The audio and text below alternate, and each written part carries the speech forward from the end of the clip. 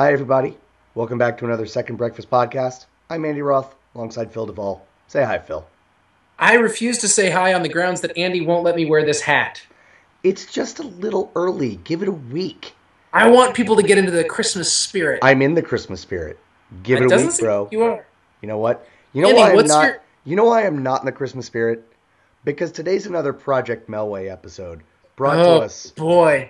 by the What Gibsonian did the Institute. Gibsonian Institute... What did the Gibsonian Institute think they were doing to us when they Oh, created this gauntlet? This is... this is This is absurd. this is This is... episode 6 of Project Is this the Melway. worst movie we've... Is this the worst movie we've watched? It's not the worst movie we watched because Summer City was so god-awful. Yeah, And but that Tim was one really was bad. yeah.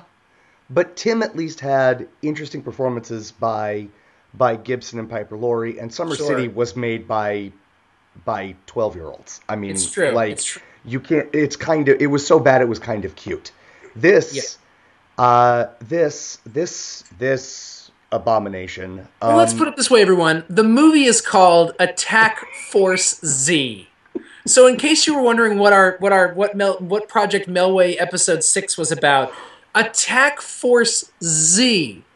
First of all, It's Mel Gibson, he made this movie before he hit big, I guess, or right after he shot Mad Max, but before Road Warrior. But it right, wasn't released until later, and it was released on the strength of the fact that he was in it. right. And Sam Neill is in it as well. Yes, I don't Uh, know how big Sam Neill was at the time, but clearly both big stars now. Well, Sam Neill never got big, but Sam Neill's great. Well, I mean, We agree that Jurassic Sam Park Neill's got great. pretty big. What's that? Jurassic Park was kind of big. But Yes, Jurassic Park was big, but it didn't make Sam Neill you're like right. The all of a Omen sudden. 4. Yeah, you lost me. Yeah, He was in no, the Mouth yeah. of Madness. In the Mouth of Madness, a Yes, terrifying film. yes. Um, Yes. Attack Force Z. Attack Force Z. Well, Oh, first off, do we really? Are we really going to talk about it, or can we just talk about other we things? are. First off, though, I want to say this, viewers. Project Melway was Phil's idea, and I'm I on don't. board. I'm on I. board. Uh, Yeah, I agree. It was. and I don't. But these are the moments I don't. I don't want him dead. I don't want Phil dead. But I want Phil. I want you to stub your toe like really hard, just once. Isn't it bad enough that I had to watch Attack Force Z? I mean, I suffered your pain. I went through what you went through as well. Okay. It's not like I'm making you do it. It's not like Mystery Science Theater 3000 where it's like these people are making these guys watch these movies. That's fair, but I'm just so unhappy. Here's the deal, viewers. It's a World War II movie. It's a man on a mission movie. It starts out like so think, the Dirty Dozen type thing. It's Australian Special Forces, but it ends Wait, hold on. up. Slow down. Wait. It's Australian Special Forces. Right. It Okay, ends are we up. clear on what's happening so far? No, Continue. because the filmmakers weren't clear. It was an incomprehensible mess. It starts as a man on a mission movie. It ends as like a group of people bands together to help the villagers save themselves, a la Seven Samurai or Magnificent Seven. But in the middle, it's a martial arts It's a film. kung fu movie. I It's a romantic film. oh God. Oh, the romantic subplot is so bad. Oh. Here's the other thing. So it starts out right as a See, man the on a romantic mission, subplot seemed tacked on, but the romantic subplot was a good 30 minutes of the film. and it's only an hour and a half long. Right in Um, the middle of the movie. It's like right in the middle of the movie, they just inject this romantic relationship. And then it's just, but it's not oh like happening on the periphery. It becomes the story of the movie, and then God. something else is.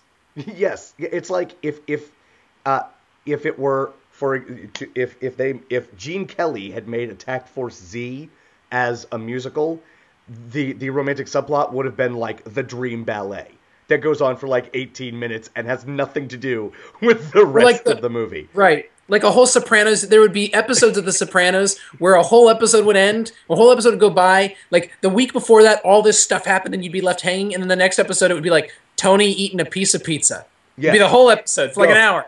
And then they'd be like, and then you'd call my brother and I would call each other up the next day and he'd be like, what was that? And I'd be defending it. I'd be like, no, it makes perfect sense. Listen, they're trying to get you. They're setting up the story. And he'd be like, no. And that's what's like, Attack Force Z is just like in the middle of the movie. It's just like romantic plot.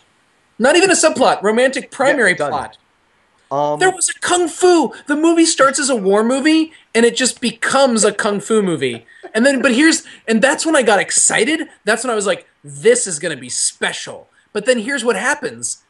There's never any kung fu again. Right. There's kung fu for this one scene. This one guy just kung fu's everybody. It might not be kung fu. Let's just say martial arts. Yes. But I'm going to continue to say kung fu because I'm, me. So anyway, this guy just kung fu's everybody. He martial arts them, and literally this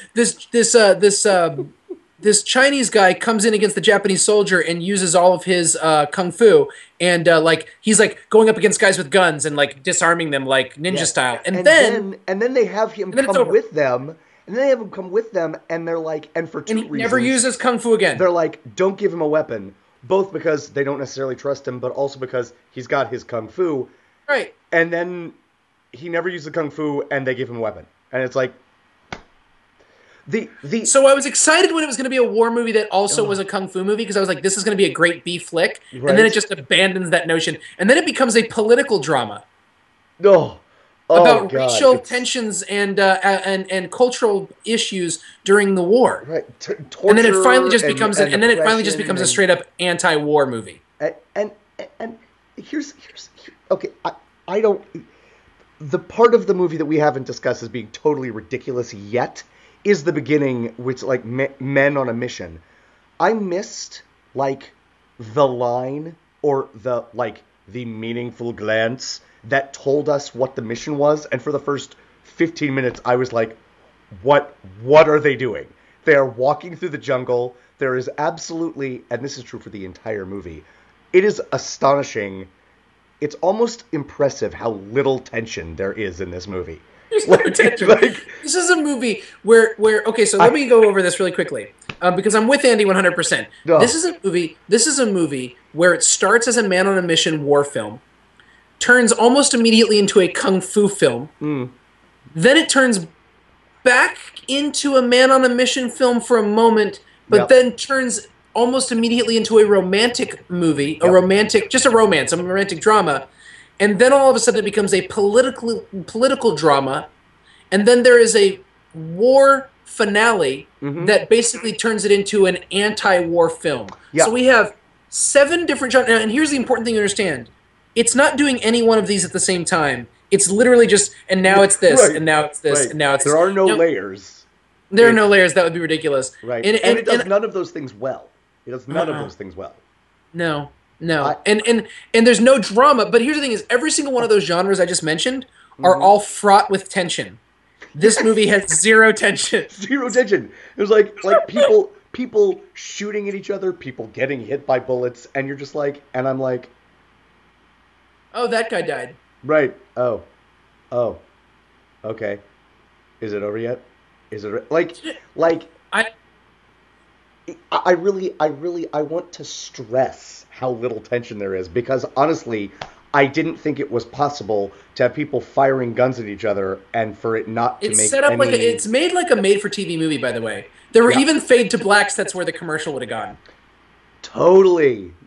And so I figure I'm trying to figure out like in what case this would be a movie that I would have actually watched, and I'm working on a scenario for you. Are you ready for it? Probably not, but give it to me anyway.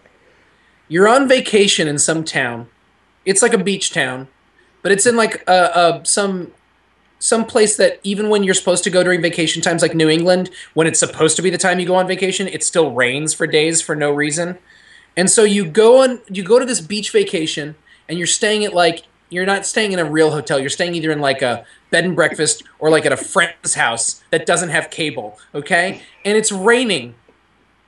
And you drank too much the night before, so you're not getting up off the couch. You don't want to play cards. God, you played cards so many times this trip already. If you have to play one more hand of gin, you're going to kill someone. So what do? You turn on the TV. In some way? Are you hobbled? Like, No, but you're not going to go anywhere because it's just pouring rain and you're in one of these towns where there's nothing to do. I might stand outside like a turkey and drown myself. And so you Go sit, ahead. no, but you're hungover. You're a little hungover, and you're Okay. tired of playing Okay. gin with your family. All right. You're tired of playing whatever game you guys play. Uno. If someone says Uno one more time around you, you're going to punch a child. So you turn on the TV, but you only have 3 channels, and the other 2 channels aren't in English, or they're just showing like you news, and you don't care. So you turn this movie on, and even though it just started, you think you turned it on halfway through. That you like, and guess what?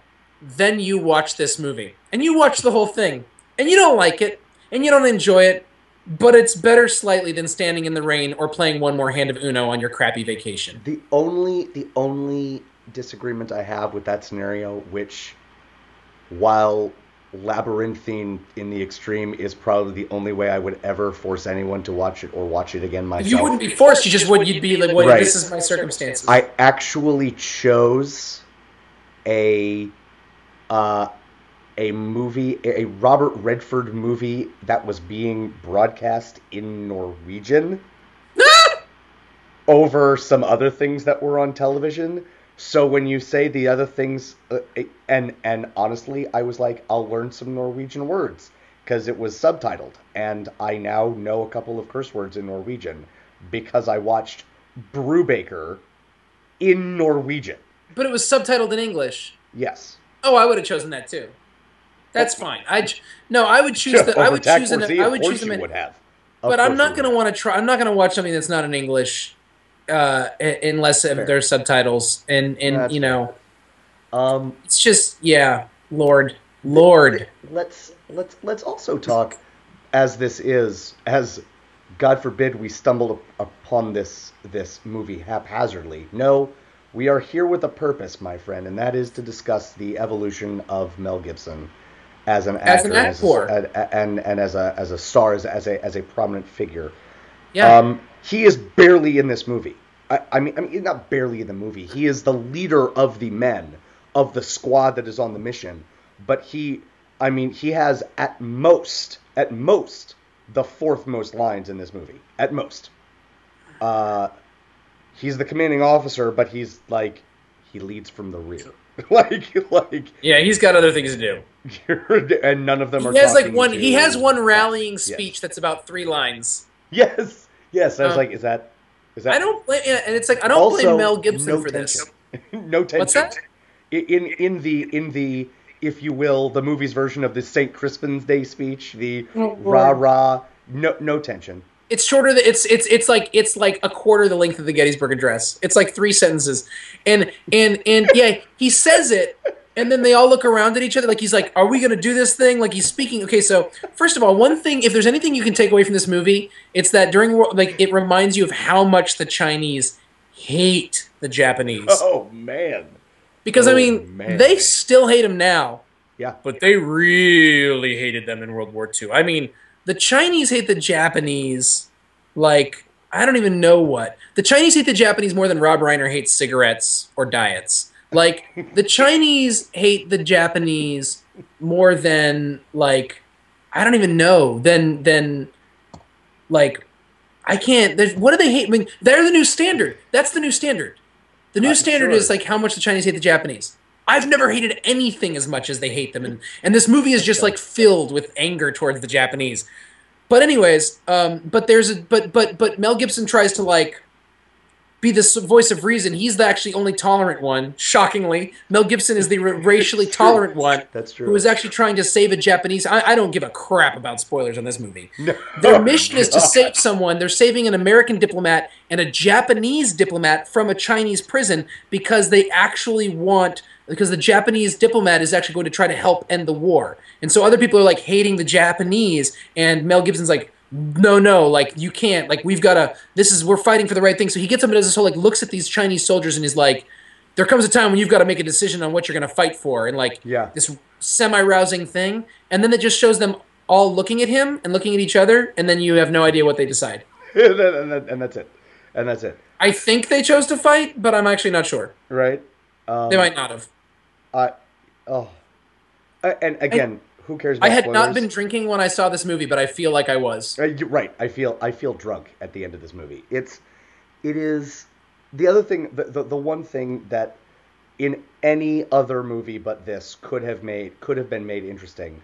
The Japanese diplomat that they're trying to save, it's either save him or make sure he dies. They just don't want him to be recaptured by the Japanese. Right. Um, and spoilers, spoilers. Everybody in this movie dies except for Mel Gibson. Everyone. They Like, save him. They save him. He's the only one left is the Japanese guy, and he gets him on the boat that they were trying to get to, Yes. and they get away. Yes. And then he like goes like, "Hey, buddy, we made it," and the guy's dead because he got shot and we didn't know it. Yeah. Oh, it's the worst. It's Oh, the worst. and that happened, and I looked at it and I was like, Really? "All right, fine, Right. fine." And that's Right. when I realized it was an anti-war movie. And then you're right. And I mean, even that's been done better. That has been done better by the Dirty Dozen. That moment in the Dirty Dozen is beautiful and wonderful and amazing and powerful. And this is a tepid, moist noodle of a moment and a movie. Ugh, What's next? anything in the world. I can't. The Year of Living Dangerously. I Oh believe, yeah. which I have never seen. You see how low my voice got for that? That's how excited I am for that. Nice. I have never seen this movie. I am so excited. I've heard great things. I got a big old actor crush on Linda Hunt. I love her to death. And She won an Academy Award for this film. yes, very excited. She has the actually the honor of being the first woman to win an Academy Award for playing a man. Now, other people have played women disguised as men, Right. or men disguised as women, Okay. or ones that are in between and questionable. Sure. I'm not naming that movie. But she plays a man in the film who is a man, and she's a woman, and she won an Academy Award for Best Supporting Actress for it. She could have done nothing in her career besides Kindergarten Cop and Silverado, and I would love her forever. So I'm super excited for Well this said, one. Andrew. Also, Yeah. also she was in it's that awesome Richard Grieco movie. That's right. I think it's called License to Kill. Is it? But he That's plays because that popped into my head too. He I have plays seen a it he once. plays a high schooler who gets mistaken for a secret agent. Right. Oh God, can we watch that sometime together? Just phenomenal. And she plays the bad guy in that. Oh my God. I know, Awesome. I know. Who's got this necklace that turns into a whip? I'm looking the movie up right now because God. it's called I think it might be like If Looks Could Kill. If Looks Could Kill. That's right. Richard Grieco. That's right. I remember when Richard Richard Grieco took Grieco. over for Johnny Depp on, 21 Jump Street. for Johnny Depp on 21 Jump Street, and everyone's like, "Better watch out, Johnny Depp."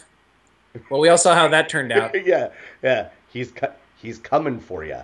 Well, look. Well, That's Richard so Grieco that's is right so that's now. next week, and after Year of Living Dangerously, I believe it's The Bounty.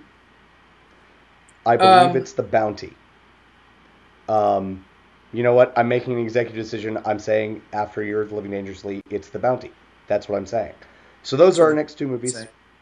Okay, I'm excited. You're Living Dangerously is another Peter Weir film. Excellent. I didn't know that. It's The Bounty comes after that, and then we've got a couple movies I've never heard of, and then we get right into Mad Max Beyond Thunderdome, and then Lethal Weapon, and then as far as I'm concerned, then we're home. We're in the free and clear, man. Oh God. Thank we goodness. still have to watch. We still have to watch. Oh my God! I never realized this. We have to watch Pocahontas. We do.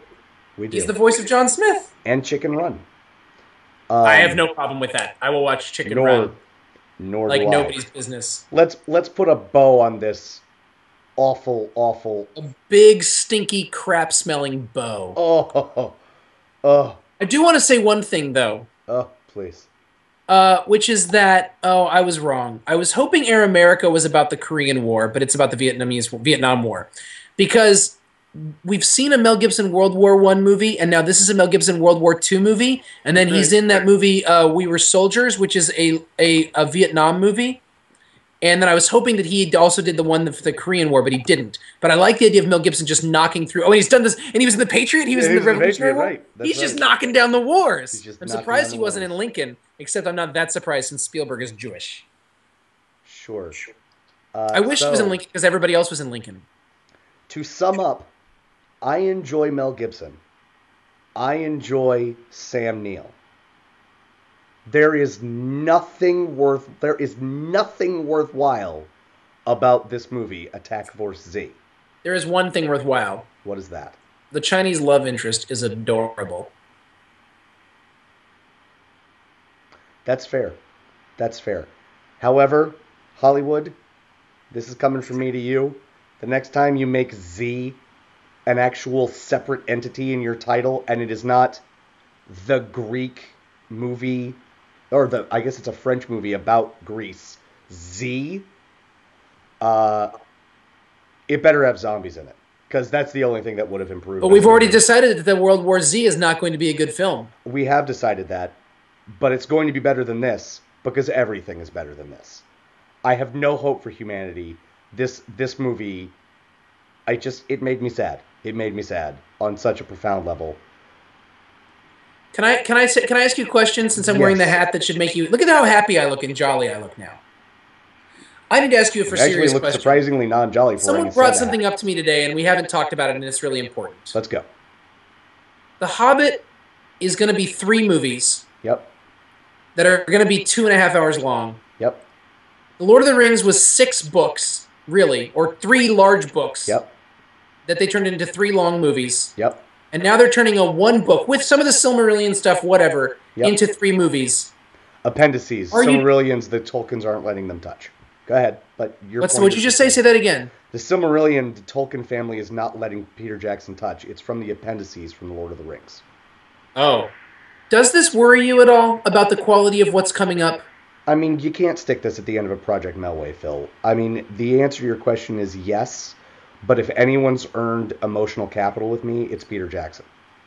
But I've already set myself up for 3 different viewings of The Hobbit, so I better like it. Well done. Well done. Guys, this has been another installment of Project Melway, brought to you by the Gibsonian Institute. Oh, Make it work, people. Make it work. Mel it work. Make it mel. Mel it. You know what just happened, everybody? Andy finally bought into the concept. I did. Baby. And you know what it took, Phil? It took rock bottom. If this isn't rock bottom, I don't want to see rock bottom. Always come around, baby. No, you always come around. It's good to have you. It's good to have you. Tomorrow, everybody. Real quick. Can I say it? Wait. Put a YouTube comment on. If you liked us, if you didn't, if you have a question for us, email us at secondbreakfastpodcast@gmail.com. Hit us up on Facebook. Hit us up on iTunes. Again, leave a comment on the YouTube video. What's tomorrow, Phil? Please. The return of the Gauntlet. The Gauntlet. We have a new Gauntlet. Gauntlet 2, Electric Boogaloo. No. It is on like Donkey Kong, people. I am terrified. It is a terrifying gauntlet. We've read it. I haven't done all the research necessary for it. Terrifying. Nope. Very excited. We got to wrap this up because we are literally babbling just to distance ourselves from the awfulness that is Attack Force Z. Right? Am I wrong about that? I feel like we're not. I feel like I'm not wrong. I can end this on a really happy note. Please do. Quickly. Ready, everybody? There's a dog sleeping. That's beautiful. How adorable is that? I can't top that. Just sleeping right next to me. Everybody, just sleeping right next to me. Happy dog sleeping time. Happy dog sleeping time. This has been another installment of Project Melway. They can't get worse than this. I'm Andy Roth. That's Phil Duvall. We'll see you again real soon. Oh, bye-bye. God, please don't get worse. Please don't get worse. God, please. Bye, everyone, I guess. Bye-bye.